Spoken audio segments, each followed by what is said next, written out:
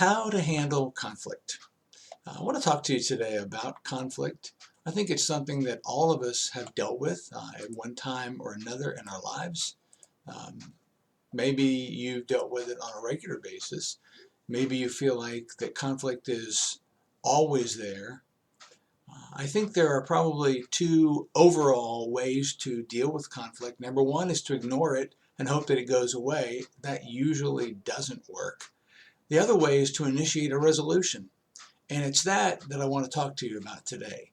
How do I initiate a resolution to a conflict in the workplace?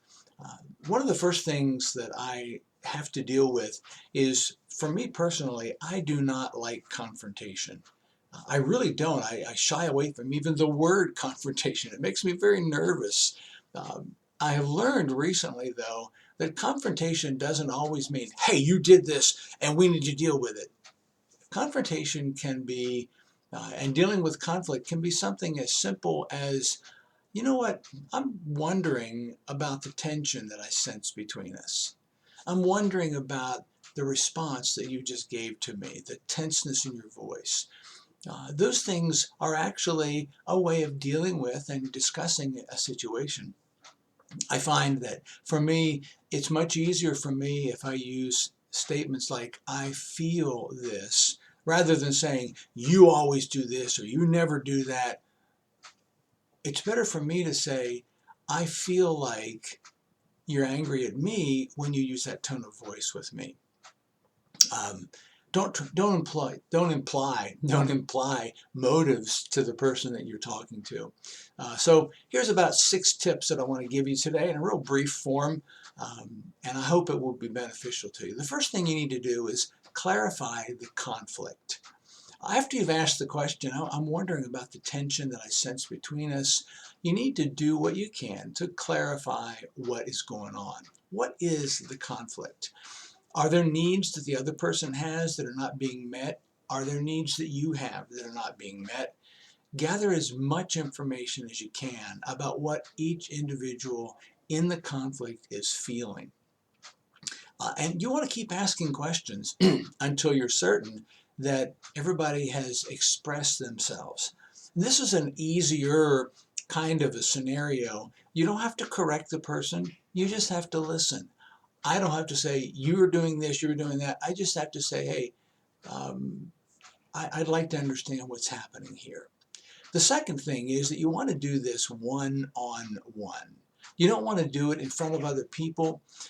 Those of us who are in administrative roles or supervisory roles, I strongly encourage that you not do this in a public setting. Do it somewhere where the individual is able to answer your questions and able to save face in the process. So do it one-on-one and make sure that you're in a place where both of you have opportunity and time to express yourselves.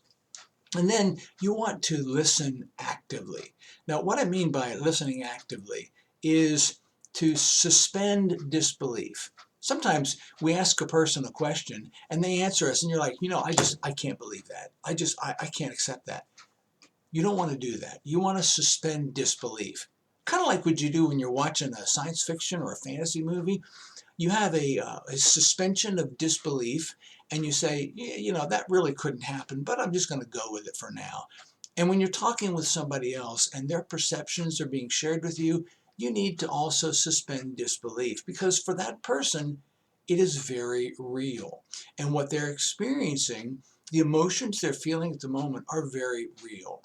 You do need to give each party equal time and access.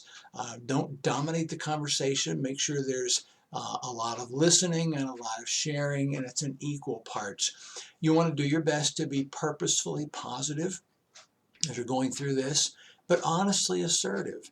Don't hold back what you're actually feeling and thinking, but do it in a way that is appropriate and it respects the other person. You might need to set some ground rules.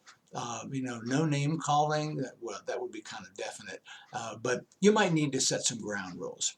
Then you could ask the most important question. That's number 4.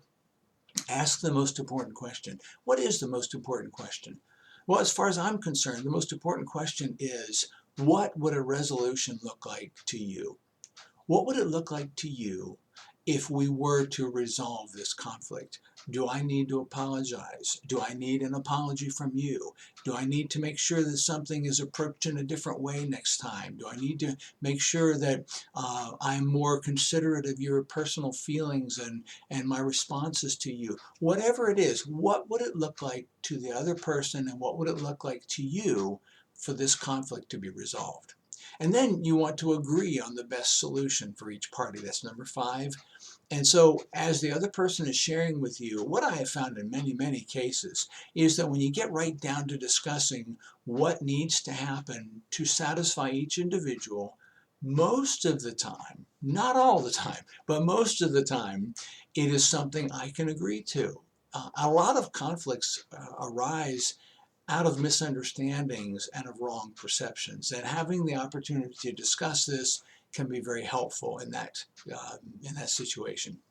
And then the last thing that I would say today about resolving conflict is make sure you ask the question, and it might be part of number 5, agreeing on a best solution, but number 6 would be, how can we avoid this in the future? How can we learn from this situation, and how can we, going forward, do things in a way that will be more respectful of each other and produce a better working environment?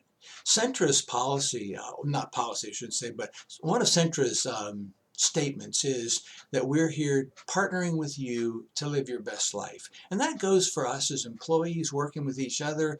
We want to partner together to help each other live our best life, and learning how to resolve conflict is one way that we can do that. So I want to encourage you today that you would take some time and do what you can to help each other live your best life. Have a wonderful day. If you have any questions, or if there's anything I can do to be of help to you, please let me know. Thank you, and have a wonderful day.